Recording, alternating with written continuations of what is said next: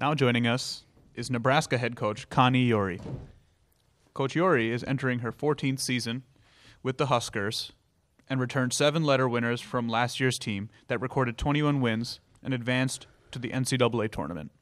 Coach, we'll start with an opening statement from you, and then we'll open up the floor for questions.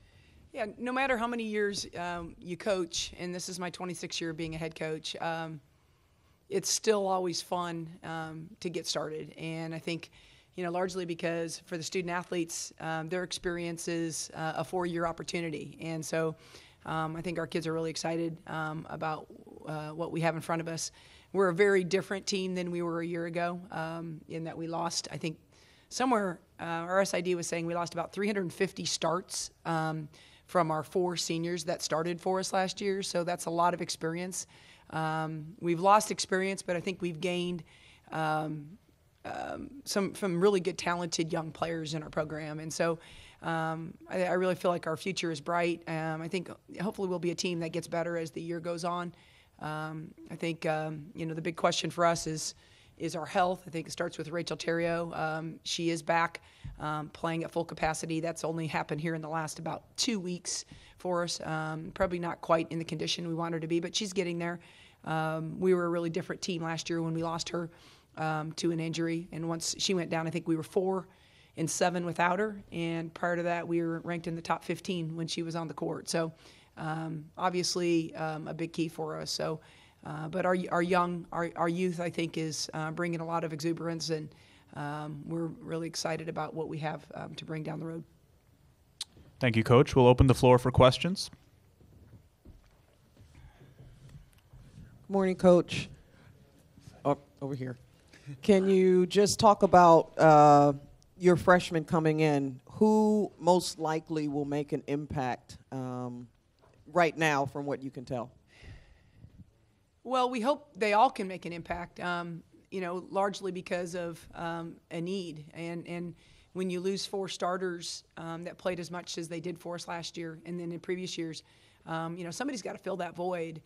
And, obviously, some folks are familiar with Jess Shepard, who was, the number 1 ranked player at her position coming out. And kid that committed to us prior to her freshman year of high school. And so it's been a long time coming for us to finally get a chance to coach her and for her to be actually in our program. Unfortunately, she had an ACL injury last January, and she's still not quite where we would like her to be. She's not 100% yet, not able to go full court yet, 5-on-5. But we do think that she's going to be a great player for us, and it may take a little more time than what we would have hoped. But she is somebody that is, even in the short period of time that she's in there for us, she's showing, flashes of really great play. And I've recruited a lot of kids over the years, but I think from a readiness standpoint, Jess was pretty ready, except for her injury really, put a little bit of a damper on things for her. Really very excited about one of our other freshman post players, Rachel Blackburn, kid from Leavenworth, Kansas. She started every game for us when we went to an Australia trip this summer, and whatever meaning that has, it meant that she was the best one that we had out there, and so she's really playing great. I'm very excited about her. She had great coaching in high school, and she's really made the adjustment to college life, college basketball pretty easily. And then Maddie Simons, our other freshman, and we expect her to be a good player. Very athletic kid, comes from an athletic family, and someone who got some things to learn, like a lot of freshmen. Connie, with all this height in your program, have you had to dust off the playbooks of post touches and post offense and those sorts of things? Have you? Yeah, Brian, you're right on track. It's been a long time since we've had an interior game like we potentially could have this year.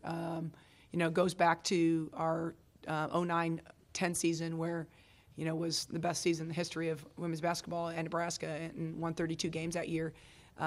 We had 2 really good post players that year, Kelsey Griffin and Corey Montgomery, who were both first-team All-Big 12 at that point, and Kelsey, of course, a first-team All-American. So you're exactly right. We've played the last 5 years without a true post player, and we've had to make shift, and we've had to be creative, and we've had to find ways to score and without a real true post player. But it really makes it makes it a lot easier when you have somebody that you can throw the ball into and maybe forces you to make a decision on the defensive end. Jessica Shepard is a Nebraska kid. Yep. And how hard is it to keep a kid of that profile home anymore with the way recruiting is? And how did you do it? Yeah, well, we offered her as a first grader. I think that's where it started, or so it seemed. We actually offered her. I mean, the earliest kid that we've ever offered. But she's she's someone who, she was a homegrown kid. We knew that she was going to be a really good player, and then she developed into this outstanding player. But we offered her prior to her freshman year, August of between her eighth and ninth grade years of high school. So, but it was just a kind of a unique situation, I think. I mean, we don't typically do that, but just because she was a kid from Lincoln, and they love the Huskers, and she grew up a Husker fan, and you don't get that every day. And so we had this great player that was sitting, right there in our, in our home city. We had to take advantage of it, and then she stayed fully committed to, being a Husker throughout the process. She probably tried to get lured away in some cases, and she stayed true and committed to what she said she was going to do. So I think that shows good character. Any more questions? Okay, Coach, thank you very much. Really easy.